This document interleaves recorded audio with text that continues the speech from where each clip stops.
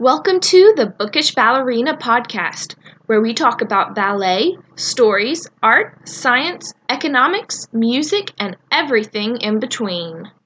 I'm your host, Eleanor Stewart, and I am a rather bookish ballerina.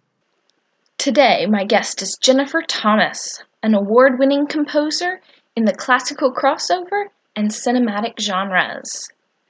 We will discuss the creative process, the importance of continual learning, and the importance of finding your own path toward your goals. I hope you enjoy. Hello, Jennifer, and welcome to the Bookish Ballerina Podcast. Hey, thanks for having me. It's great to be here. So, to start off, what is your story? How did you get into music? All of that. Well, I got into music because of my mom.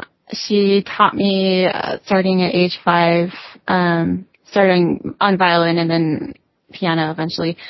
And I have 3 brothers, and we were all just at home taking lessons with my mom, probably until my teenage years. And then I think she got tired of teaching me, and so outsourced me to other teachers. And then eventually I went to college.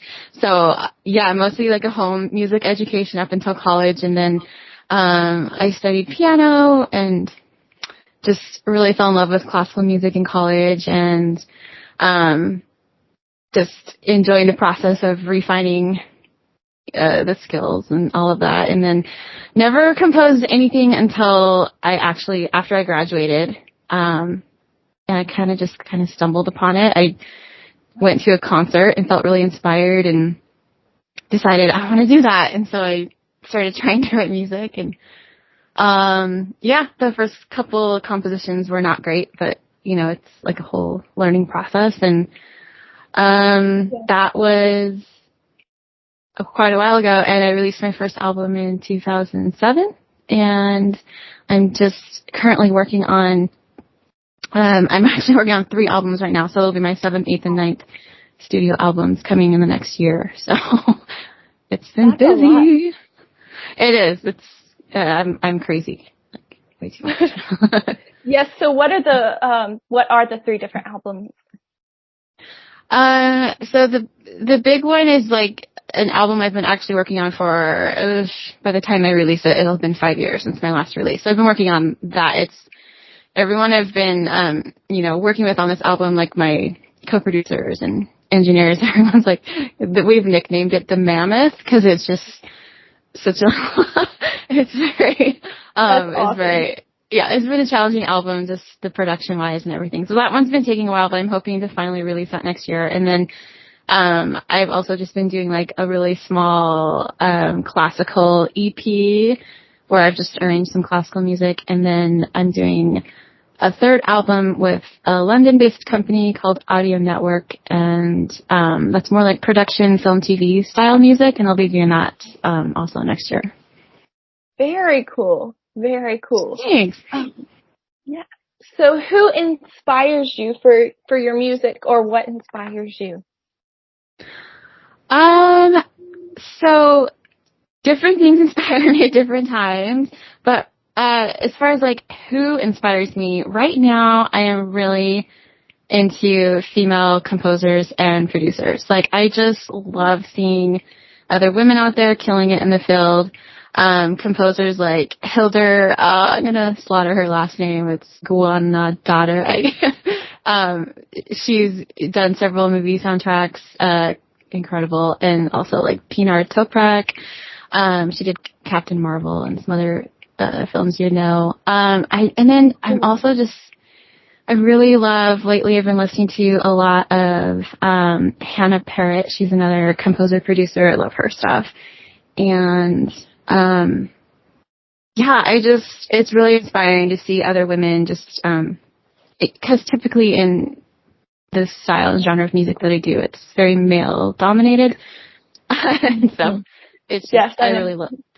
Yeah. So it's really all the main that I can name are all like John Williams and Hans Zimmer, and Oh, I love their music too. Like, I love Hans Zimmer. I love Danny Elfman. Like, of course, like the Gregson Williams brothers, Rupert and Gregory, are amazing. And there's like so many, but like when you think of like, who's your favorite film score composers? Like, usually it's men that are the first ones to roll off the tongue. And so it's just really refreshing to see these women composers coming to the forefront and writing for major A-list films. Yeah. So it's very inspiring. Yeah. Yeah. So when you are like starting to work on a piece of music, what's your process? That is a great question because it's always changing. But it really depends on what type of composition I'm working on. So if it's more like a traditional style, I'll sit down at my piano and just write out more of like the structure and the technical aspects of the song and start at the piano, and then eventually that will lead to a production for the orchestration afterwards. Okay. But then if I'm doing something more non-traditional, like things with electronic elements or I don't know, like I'll just compose in my studio with my keyboard and my virtual libraries, because sometimes the virtual sound libraries in themselves can inspire a lot of really cool sounds, and just kind of like messing around, and then you hear something and then that inspires the way the composition ends up going. Yeah. So, but usually I do that, and then once I have like a basic structure, like it's structurally put together, I move on to orchestration. And I do, for my past several projects, I've done orchestration with Glenn Gabriel. He's from Sweden, and he's a film composer, and we work together on the production, and he's amazing. I love when we work together because, like, and you may, like, relate to this, and listeners too, but, like, you have your own creative ideas, but then when you put two or more heads together, you come together, your project can just take flight because you have so many different ideas coming in from other sources as well. And I really feel like when he and I start working on, with orchestration, it just kind of levels up a little bit. And, Very cool. I mean, that's kind of the basics. There's so much more, but that's the composing aspect. That's kind of my basic process. Okay. Do you ever have, like, when you're starting to put something together, do you start with a feeling or like a story, or do you just start playing with notes and things? Both. So I am a very visual storyteller in my head. And so I will have so I'll have lots of ideas and stories in my head, even like it's like a film is playing in my mind. And sometimes when I'm writing the music, it's kind of like I'm scoring this idea in my head, or, but then other times I'll just sit down at the piano and I'll just mess around, and I might find like a chord pattern or something that sounds really neat, and then I'll start kind of just going off of that and writing something. And then there's also the method of just like titling all of your songs first. Like, well, I'm going to write an album about this, and then you come up with 10 names and titles, and then just even having titles can help you, like, write a song about the rainstorm, and then you try to figure out, well, how does rain sound? Like, what would that sound like, and what would I do to create the sound of rain? Interesting. Because, like, when I do a lot of, like, literary type writing, and I always pick the title last. Which I do that too sometimes. Okay, yes, interesting, very cool. Very cool. I don't think there's any right way to be creative, though. You know, it's like you don't have to have one method. It's whatever gets you to that end product. Yeah. Do you ever have a piece that like you're working on and for some reason you just don't like it, and what do you do if that happens? That happens to everyone. I just usually just kind of leave it and walk away with it. Come back to it maybe a week later. If I really hate it, then I'll just scrap it. I don't usually try to flesh out a whole song. If I'm just not feeling it, I'll just kind of just, throw it in the garbage. But I think sometimes we just get in our heads too much, and we just have to take space. And being creative also takes so much like mental bandwidth, and you need to take as much space as almost the time that you take to be creative to refuel your creativity, so that's needed. Yeah. What is your process for publishing music? 'Cause, I mean, I know nothing about that world.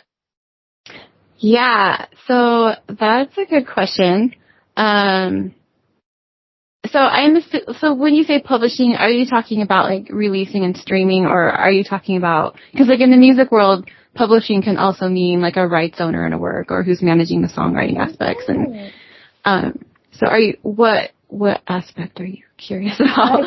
Yes, I see. I didn't even realize that. I'm thinking of more like releasing it to for people to listen to. Okay, yeah. Okay, so yeah, releasing music. So I use a distributor. I'm currently switching distributors. But there's so many out there. Yeah, I won't go into that because I'm a little frustrated with my distributor right now. But yeah, you need a distributor.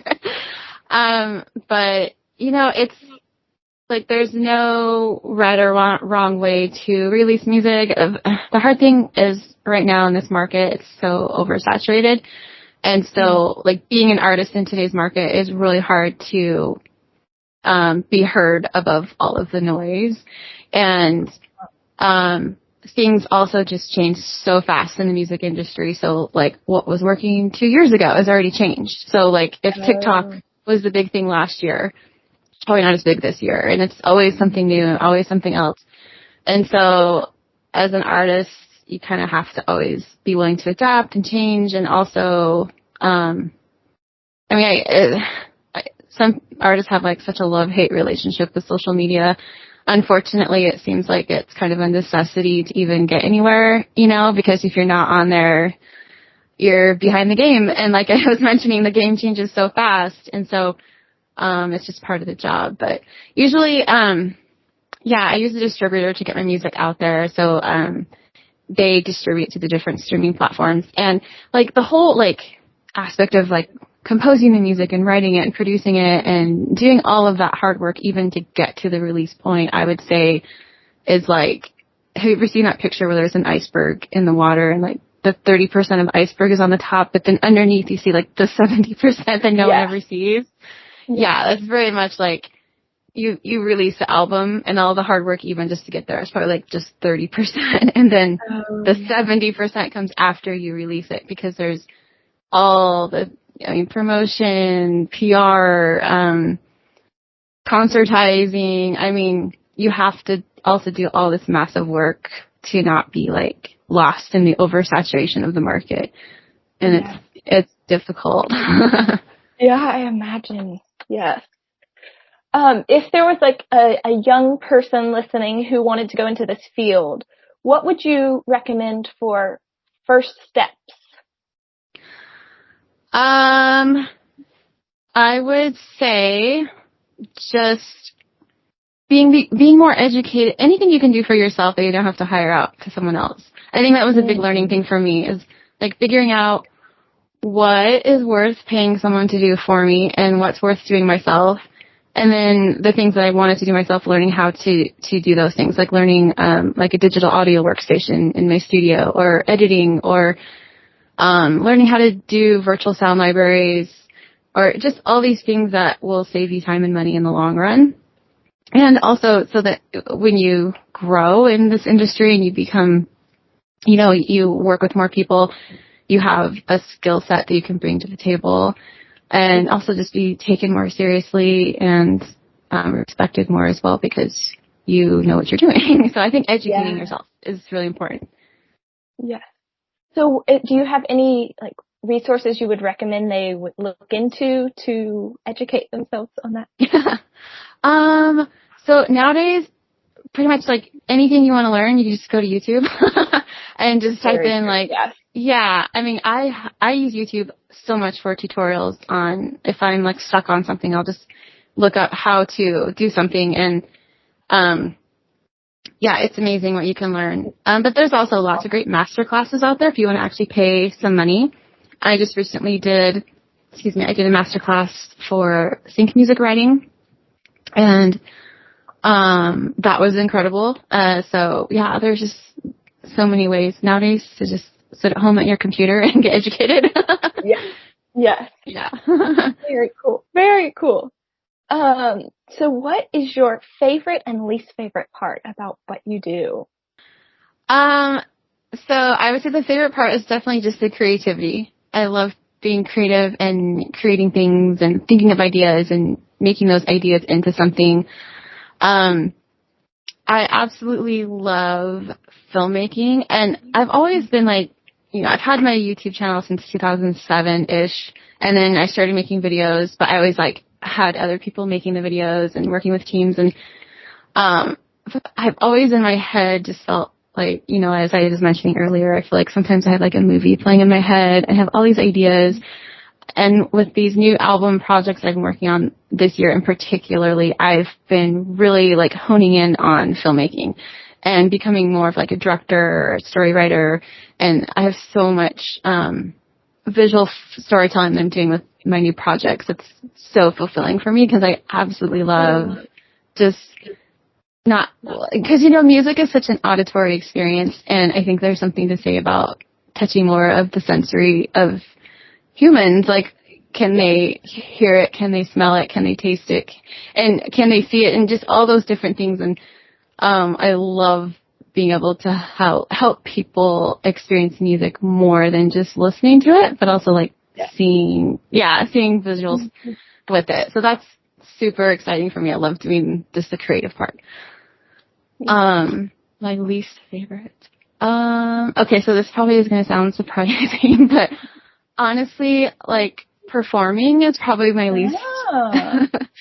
And that's kind of weird because coming from a classical background, but that's what I was trained to do, is perform. And I think that as I've gotten into my own career and just the whole creativity aspect of it and different ways to be creative and different ways to express my creativity, performing hasn't been like a necessity anymore for me. It's been more of, it's been a request from people all the time, but I don't always get so excited about it because it feels like, okay, on top of everything I'm doing, I also have to like produce a concert and I have to, like, it's so much work. I don't think people will realize. But on the other hand, though, I do love connecting directly with fans when I'm performing, like, because you don't get to experience that in real time when you're just streaming your music. And I do notice that, like, when I do perform, I always love it. And then, like, in a moment, I'm like, I love this. I want to do this all the time. And then 2 weeks later, I'm like, I never want to do that again. Yes. Well, I understand that, like, when we're preparing for a ballet production, 3 months of rehearsals for, 1 or 2 weekends of shows. It's so much work. Yeah, people have no idea the work involved, especially to produce a show and just have it go off without a hitch. Yeah. Oh my gosh. Yeah, I worked with so many dancers in my music too, so I've stepped into your world a little bit, and just it's so similar in so many ways because you have like the classical training background, but then you also have, you want to do things more creatively, and I battle that with music as well, and the whole performance aspect and everything. Yeah. Talking about like your music videos, one of my favorites of your music videos, it's a fairly old one, is the Sugar Plum Fairy music video. Thank I you. love it. It's ballet. I know it is, but it's a very unique take on it, and I love it so much. Oh, thank you. That one was a lot of work, but it was so much fun. Oh my gosh. Yeah. Good memories. Yeah. Okay. If you could teach everyone you met one thing, what would it be? I would say that a piece of advice I would say is that there's always more than one way to accomplish something. So you don't have to be like everyone else. If you want to release music or write a book or whatever it is that you want to do, you should just do it how you want to do it and not follow this cookie cutter process that you see everyone doing, because I think that, there's something to be said about being a trailblazer and just doing what makes you happy and not trying to just do what everyone else, what you think is going to make everyone else happy. Because at the end of the day, like in 20 years from now, when you look back at all the things you did, is it going to make you happy? Like, are you going to be fulfilled? And I think that's important. So whatever you have to do what you want to do, but do it your own way and don't feel like you have to just do what everyone else wants you to do. I love that. I love that so much. Yay! Yes. And then what is one thing you want to learn or learn more about? Well, this is such a nerdy answer because right now I'm editing so many film projects I've done, and I'm trying to learn how to do VFX editing in DaVinci Resolve. So like sky replacements and adding things that like you didn't film, like kind of like animated things. It's it's intriguing, but it's very like I need to sit down and do hours of tutorials and so I'd really love to learn that. That's cool. One of my what about you? What do you want to learn? Ooh, I have a lot of things. I would love to learn fencing, like sword fighting. I'd love to learn that. That'd be so cool. Yes. And then right now, like a week ago, started learning German. So we'll see how that goes. Good for you. Thank you. It's on Duolingo, but I'm planning a trip to London, Germany, Poland, and Austria. So I'm ready. Yeah. That's awesome, and you'll be able to understand and speak a little bit by the time you get there, hopefully. Yes, that's the goal. Yeah. That's awesome. Yes. You went to Scotland, correct? And your heritage there, right? Yeah, I do. So cool. That's so cool. That was kind of a bucket list trip. It was really fun. Do you have anything else you want to say or for any of the... Gosh. Follow your dreams. I don't know. Yes.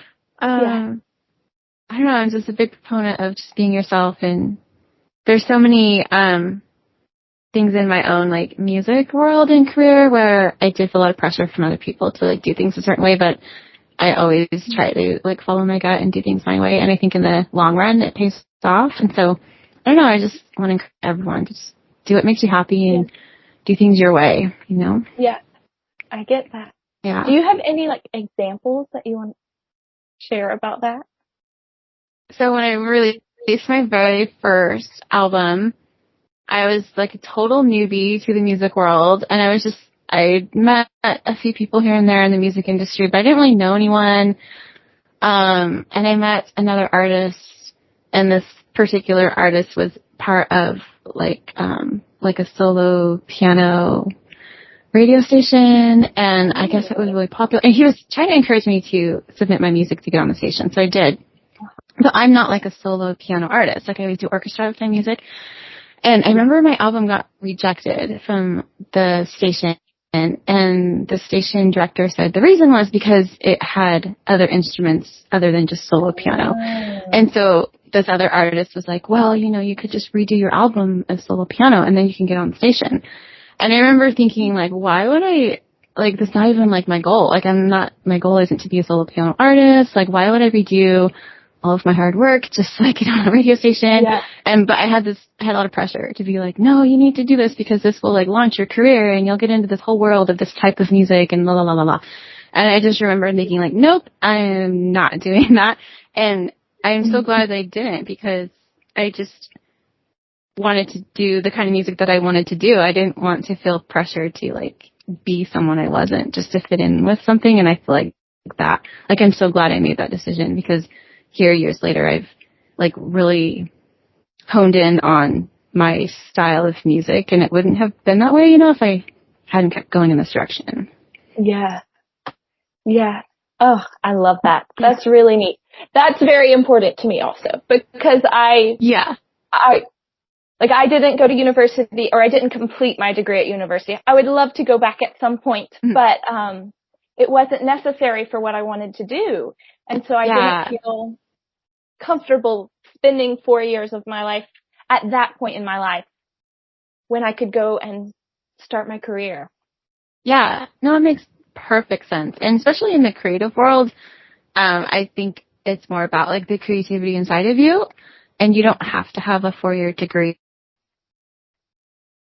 Thank you so, so much for coming on the podcast.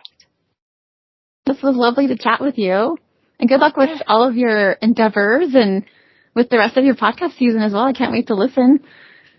Thank you so much. To learn more about Jennifer, follow at Jennifer Thomas Official on Instagram or TikTok, and follow at Jennifer Thomas Piano on Facebook. I have also added some links in the show notes, so if you are curious to learn more about her or any of the things we discussed, you can head there for more information. To learn more about me and this podcast, follow at the.bookish.ballerina on Instagram or at the.bookish.ballerina.podcast. Thank you so much. I look forward to seeing you for the next episode.